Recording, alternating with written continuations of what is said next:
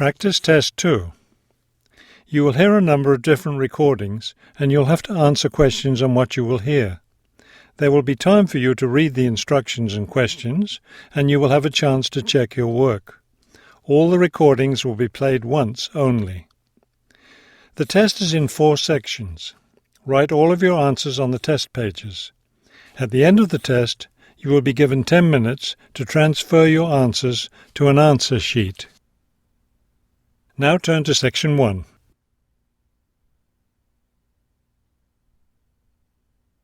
Section 1. You will hear a woman asking for information over the phone. First, you have some time to look at questions 1 to 5.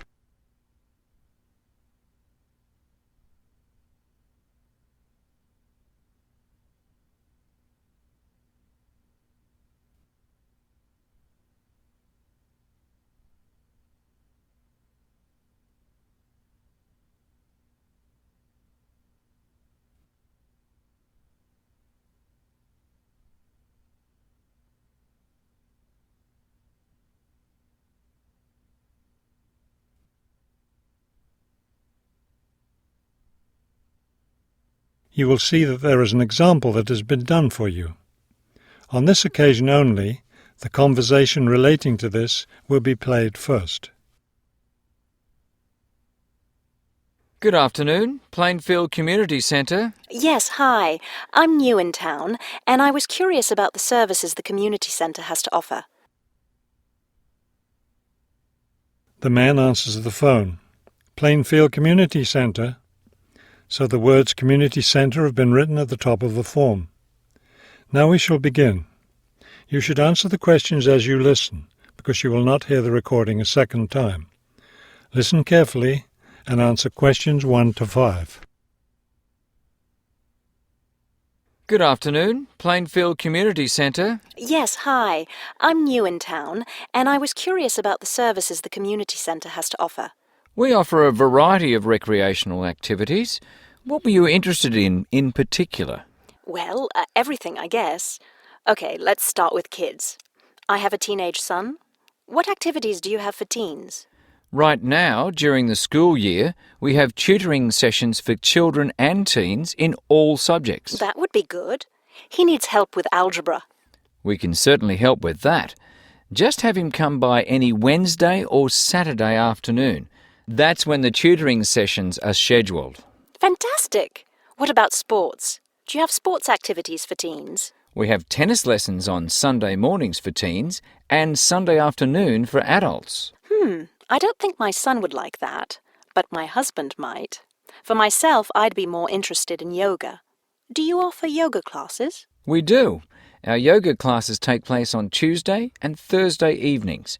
We divide it up into several groups, so there's one class for younger children, one for teens, and one for adults. Really? I doubt my husband and son would be interested, but I'd like to sign up for yoga. I also like reading. Do you have any book clubs? We have one just about to start. The first meeting will be next Friday morning. It will focus on early 20th century novels. Too bad it's Friday morning. I think my son would enjoy it, but of course he's in school at that time. Well, actually, that book club is for adults only. We may start one up for teens next summer, but we have nothing for that age group right now. Oh well, I suppose he has enough to keep him busy for now. Now, what about fees? Do these classes and activities cost anything? Before you hear the rest of the conversation, you have some time to look at questions 6 to 10.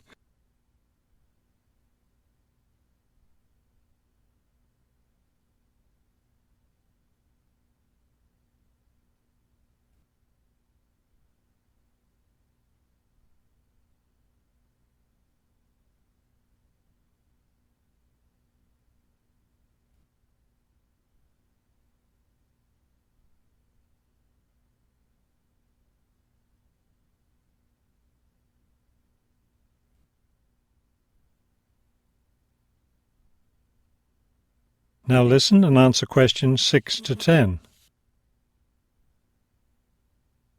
There's a small charge for non-members for each class. However, they're all free to members. Would you be interested in becoming a member? How much does the membership cost? Not much at all.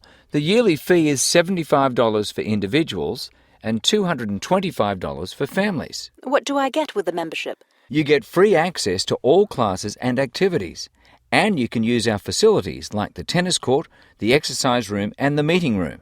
It's not a bad deal, really. Could you tell me exactly where the centre is located? It's at 107 Elliott Street.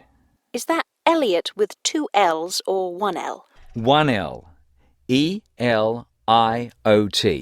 It's right downtown. I think I know where it is. Do you have free parking? Yes, you can park just across the street. There's a garage there. That sounds easy enough. Maybe I'll come in one day next week and sign up for some classes. That would be fine. But don't come on Monday because we're closed that day. We're open Tuesday through Sunday. Oh, thanks for telling me. Maybe I'll stop in on Tuesday then. Can I pay for the classes with a personal cheque? We accept cheques and credit cards. Okay, thank you very much. You've been very helpful. That is the end of section 1. You now have half a minute to check your answers.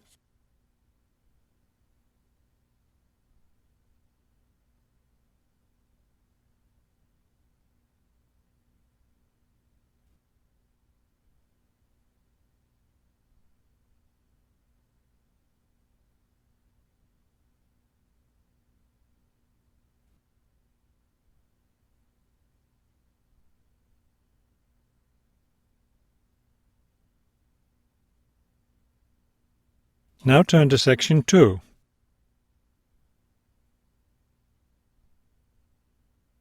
Section 2. You will hear a hike leader giving information about an upcoming hiking trip. First, you have some time to look at questions 11 to 15.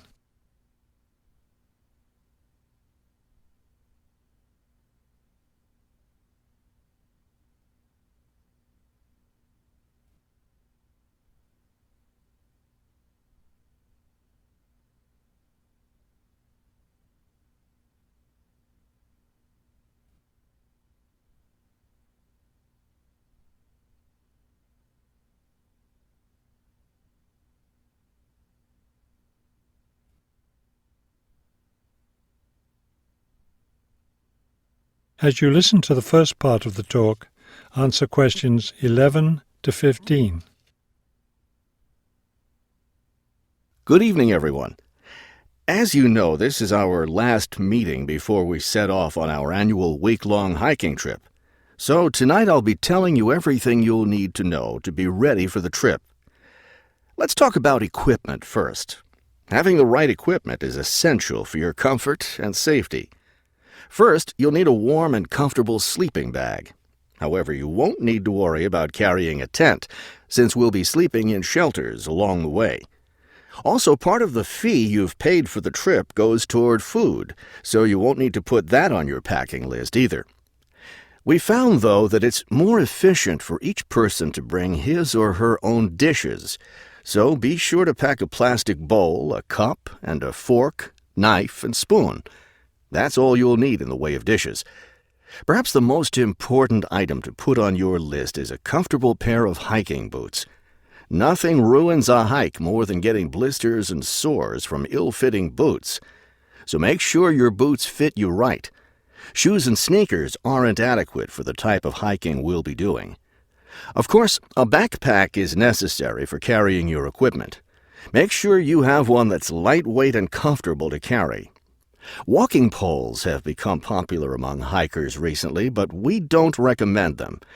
They can get in the way when too many hikers are using them at once, and some serious injuries have been caused. So it's best to leave those at home. Let's see. What else? Oh, yes. Some people have asked me about trail maps. They're available, but you really don't need them, as your hike leaders have scouted out the trail and will be guiding you along the way. And don't forget to bring a warm jacket. You may think you won't need one in this warm summer weather, but remember that evenings in the mountains can get quite cold. Is there anything else I need to tell you? Oh, yes, your guides will each be carrying a first aid kit, so that's one less thing for you to pack yourself. Remember, you'll be carrying your backpack all day, so keep your load light and don't overpack. Before you hear the rest of the talk, you have some time to look at questions 16 to 20.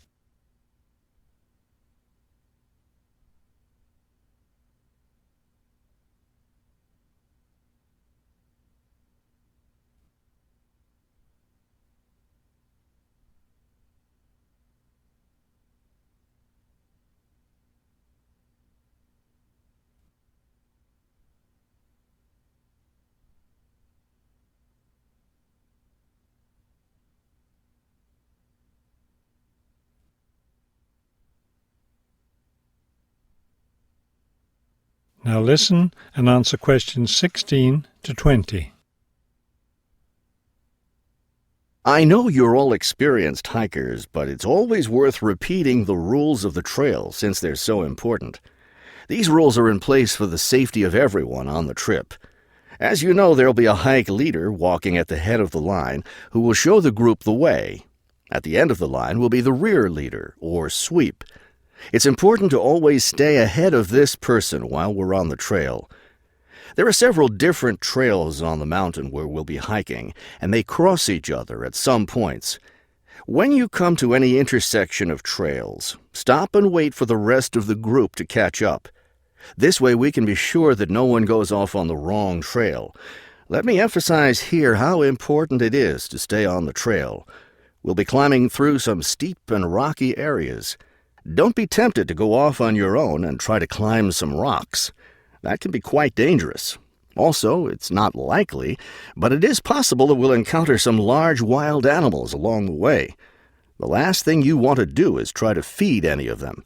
That will just encourage them to follow us, which could lead to some dangerous situations. One last thing before we set off hiking each morning, be sure to fill up your water bottle. This is perhaps the most important safety rule. Dehydration can be a serious problem when you're out in the wilderness, so you must always be sure to carry an adequate supply of water with you. I think that covers just about everything. Are there any questions? That is the end of section 2. You now have half a minute to check your answers.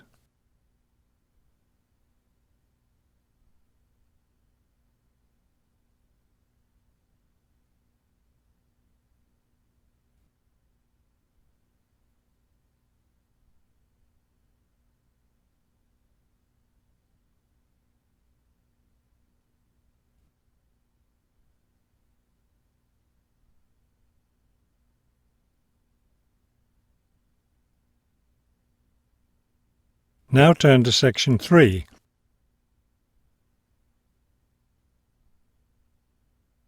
Section 3.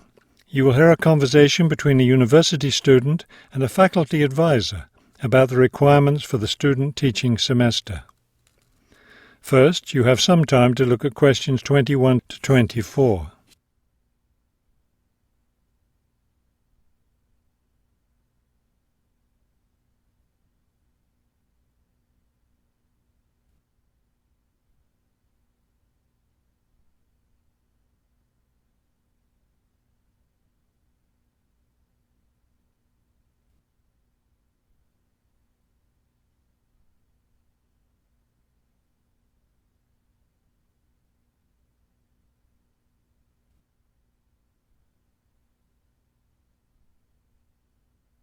As you listen to the first part of the conversation, answer questions 21 to 24.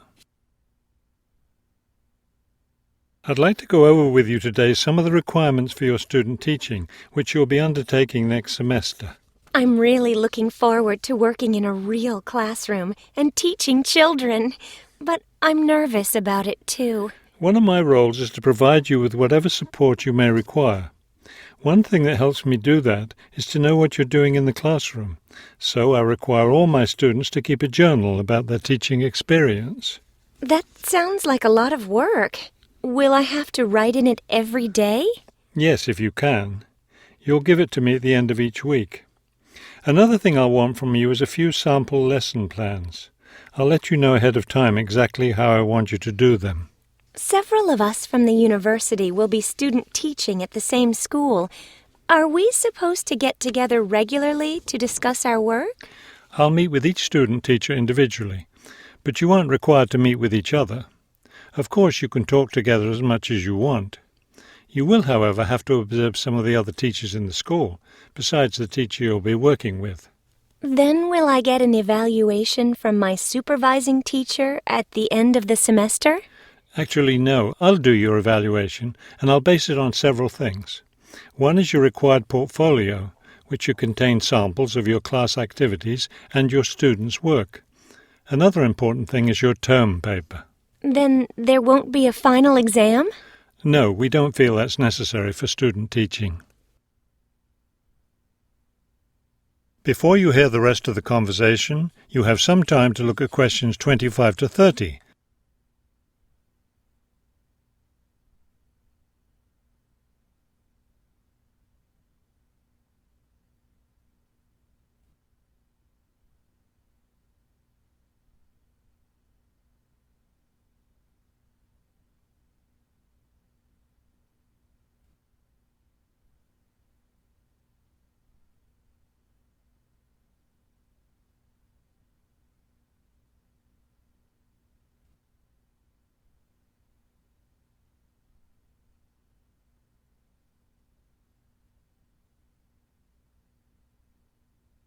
Now listen and answer questions 25 to 30. I know I have to get an agreement form signed. Since you're my advisor, are you the one to do that? No, that form is for your supervising teacher to sign, to document that he or she agrees to have you in the classroom as a student teacher. Oh, I see. I'm concerned about the term paper I'll have to do and the evaluation process. I'm not sure I understand what I'm supposed to do. Regarding the term paper, the first thing is to choose a topic. It should be related to your teaching work. You should let me know your term paper topic by the end of the first week of the semester. Will you be observing me regularly in the classroom? Yes, and during the fourth week of the semester, we'll have our first evaluation meeting to discuss my observations. One thing I'm really looking forward to is the student-teacher conference that the university puts on every year. I'm glad you're looking forward to it. Of course, everyone in the program is required to attend. The conference takes place, let me check. Yes, the seventh week of the semester. When will I have to turn in my term paper? The term paper is due by the end of the 14th week of the semester. Then during the 15th and final week, we'll get together one last time for a semester review. Wow, it looks like I have a busy semester ahead of me. That is the end of section 3. You now have half a minute to check your answers.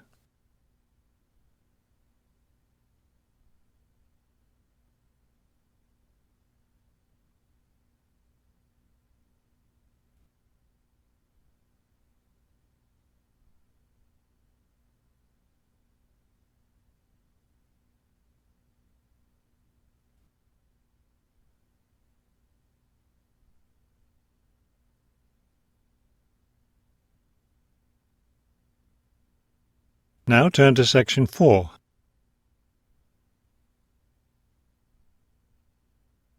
Section 4.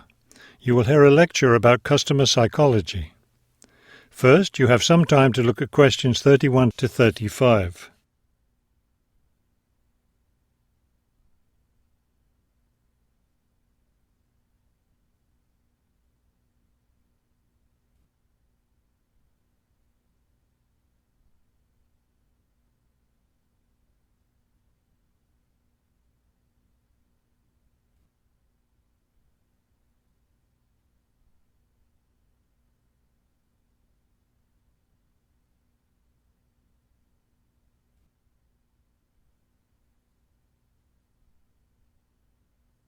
Now listen carefully and answer questions 31 to 35. An understanding of customer psychology is an invaluable aid for retailers looking for ways to increase sales. Much can be done to the store environment to encourage shoppers to linger longer and spend more money. The first aspect to consider is the physical organisation of the store. Placement of merchandise has a great deal of influence on what customers buy. For example, a common practice among retailers is to place the store's best-selling merchandise near the back of the store. In order to get to these popular items from the front entrance, customers have to walk down aisles filled with merchandise that they might not see otherwise. Carpets are also used to direct customers through particular areas of the store. Retailers choose carpets not only for their decorative or comfort value, but also because lines or other types of patterns in the carpets can subtly guide shoppers in certain directions. Besides encouraging shoppers to go to certain areas of the store, retailers also want to keep them in the store longer. One way to do this is to provide comfortable seating throughout the store, but not too close to the doors. This gives customers a chance to rest and then continue shopping. Retailers can do a number of things to create a pleasant atmosphere in the store, thereby encouraging more purchases. Music is commonly used, not as entertainment, but as a calming influence. It can slow the customer's pace through the store, making them spend more time shopping and consequentially making more purchases.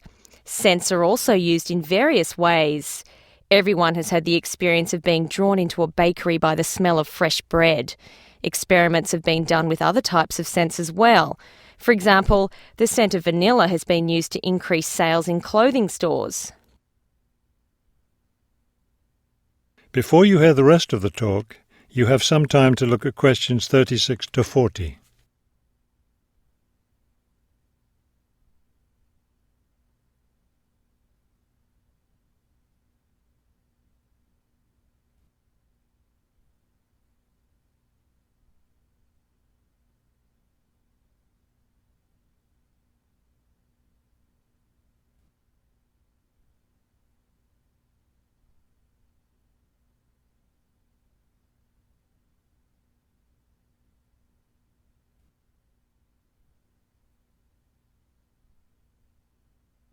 Now listen carefully and answer questions 36 to 40. Use of colour is another important aspect of store environment. Certain colours can affect behaviour as well as mood. Light purple, for example, has been found to have an interesting effect on customer behaviour. People shopping in an environment where light purple is the predominating colour seem to spend money more than shoppers in other environments. Orange is a colour that's often used in fast food restaurants. It encourages customers to leave faster, making room for the next group of diners. Blue, on the other hand, is a calming colour. It gives customers a sense of security, so it's a good colour for any business to use. In addition to using colour to create mood and affect customer behaviour, colour can also be used to attract certain kinds of customers to a business. Stores that cater to a younger clientele should use bold, bright colours, which tend to be attractive to younger people. Stores that are interested in attracting an older clientele will have more success with soft, subtle colours, as older people find these colours more appealing. That is the end of section 4. You now have half a minute to check your answers.